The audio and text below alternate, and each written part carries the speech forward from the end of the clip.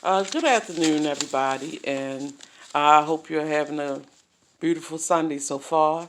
Um, gonna get a good little quick message in if I can, right quick. Bear with me, y'all, but I'm gonna get a little quick message in right quick, okay? All right, it's beginning to seem as if me talking about getting to y'all healing has almost been repetitive at times, or may even seem like a broken record of some sort, right? But y'all know y'all my people, right? So I'm not trying to see nobody or anybody get left behind if I can help it, right? Like the movie Left Behind. I'm not sure how many of y'all seen that, but something about that movie almost reminds me of the song by the late great artist formerly known as Prince, titled 1999, right? And I'm not going to sing it to y'all. I'm just going to read it off the paper right quick, okay? The lyrics were, I was dreaming when I wrote this, forgive me if it goes astray. But when I woke up this morning, I could have sworn it was Judgment Day. The sky was all purple. There were people running everywhere, trying to run from the destruction. And I didn't even care. Right? He didn't even care. And then the chorus pops in there and comes in. Y'all know the chorus. 2000 party over. Oops. Out of time, right? It's a oops out of time. Like, oh shoot, I'm out of time, right? Okay. Well, anyway, that's one depiction of that, right? Okay, now let's talk about the actual movie Left Behind, right? In this movie, it displays a mere depiction of the end of times through the eyes of Tim LaHaye, I might be saying it wrong, and Jerry Jenkins, right? The LaHaye is LaHaye, just in case I'm pronouncing it wrong, right? In this movie, we we seen all kind of stuff going on, right? There was food shortages, there was chaos, all kind of things going on. People disappearing and getting snatched up while others was left behind, right? So it sort of reminded me of what we talked about in my video the other day when we talked about the two men that were hanging on the cross, right? How I told y'all that I know that the one had been forgiven. I really don't know what happened to the other one. I really had to go and do my research. I'll never sit here and act like I know something that I don't know. I got to really look into that. I don't know if they even mentioned of it, but I do know that the one was said to be forgiven, right? Okay, so this is sort of extension of that video, right? Now, okay, I'm sorry, y'all. Yeah, I go wait a minute.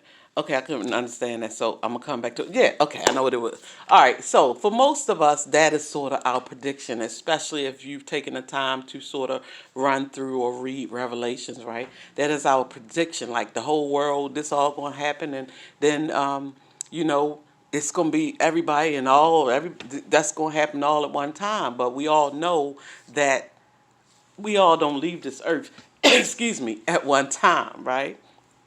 We have people that we know all know that we have a sense that we are not gonna um, live forever. We're born to die. We all know that, right? So, in saying that, I thought that we might take this and take a minute to look at this on an individual soul level, right?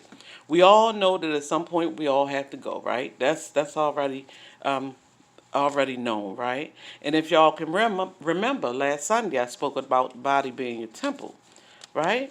And then speaking about the body being your temple, you had to go back to um, where the word states that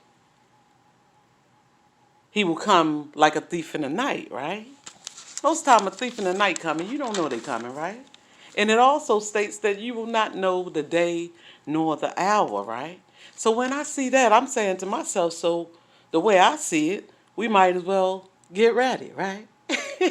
We might as well be ready when he comes. So that's the way I look at it, right?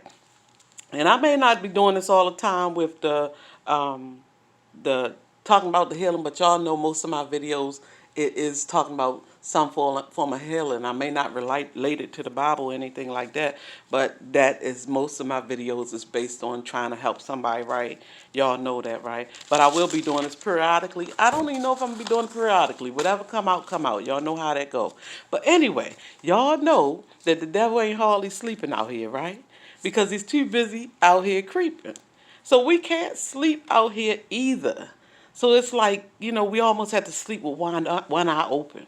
or maybe even 2, and scare the heck out the devil, right?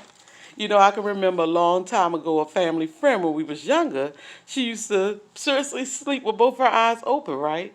And to a young girl who had watched Amityville Horror, The Omen, and The Exorcist 2 times, it was no joke for me. I can honestly say that it scared the living daylights out of me when I saw it because I had never seen anything like that before, right? Not in person anyway. Now, today, it wouldn't bother me at all because, I done seen so many things and I know that's something that is, natural. People can sleep with their eyes open, closed, different ways, right? But back then, it was pretty darn scary to see. And don't let them sit up out of the blue. We know it's a wrap. You just look in the corner with your eyes open, you supposed to be asleep, then you sit up, I'm on the run, right? But anyway, we need to keep both eyes open, y'all, or all 3 of them, or whatever. Y'all get the message. Just keep your eyes open. And speaking of the message, those of you who have watched the previous message, I briefly spoke about how things could sometimes be bad in my home as a child, right?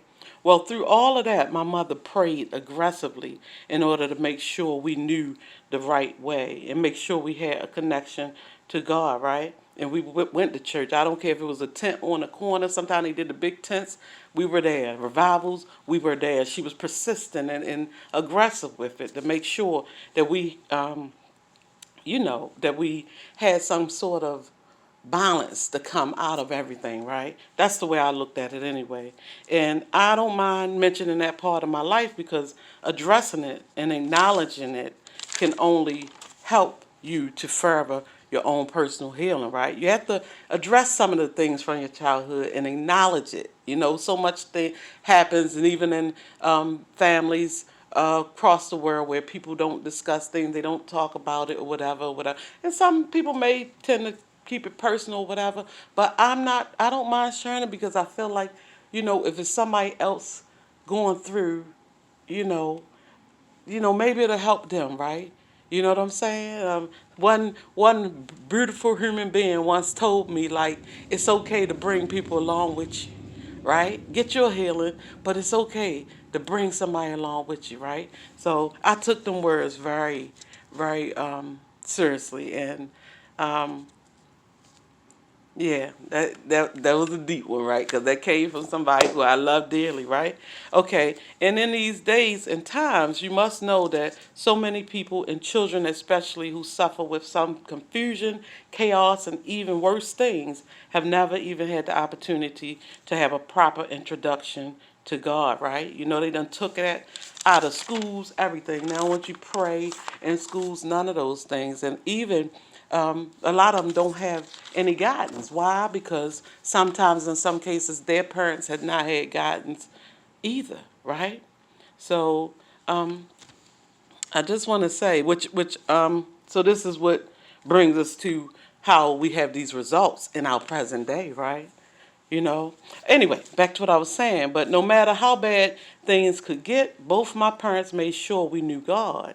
And I thank them for that. And, don't get it twisted. When it came to my father, he definitely would hurt you behind his family without hesitation, period, right? But that's just the way that it was back then. And what I like to bring attention to is the fact that a lot of these situations stem from generational cycles. And we all know that they're normally stemming from some form of hurt, pain, or even something as simple as just not allowing your children to take accountability when they're young.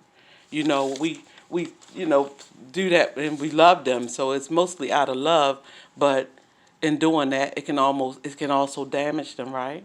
So back to what I was saying.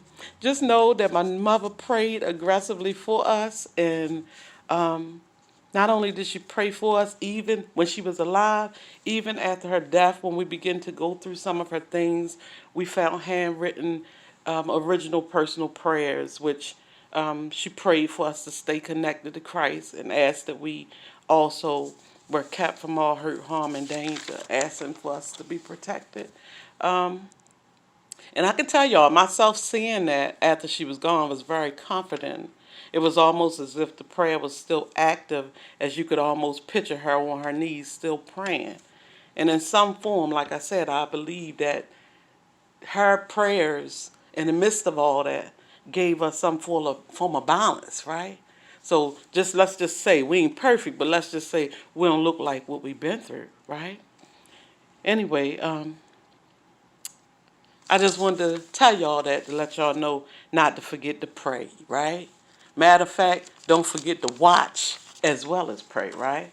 But anyway, I love y'all, and just know that we're going to be aggressively doing this healing thing, not because it feels like it's the right thing to do, but because it's the necessary thing to do in order to ward off the devil, right?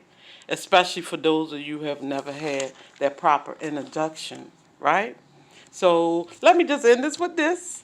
God may be a jealous God, y'all, but he ain't a selfish one. And neither am I. So I want everybody to experience what I've been feeling lately. Because I love y'all, and y'all already know. Y'all have a blessed Sunday, okay? And I'll get back to y'all on another day. All right, bye-bye.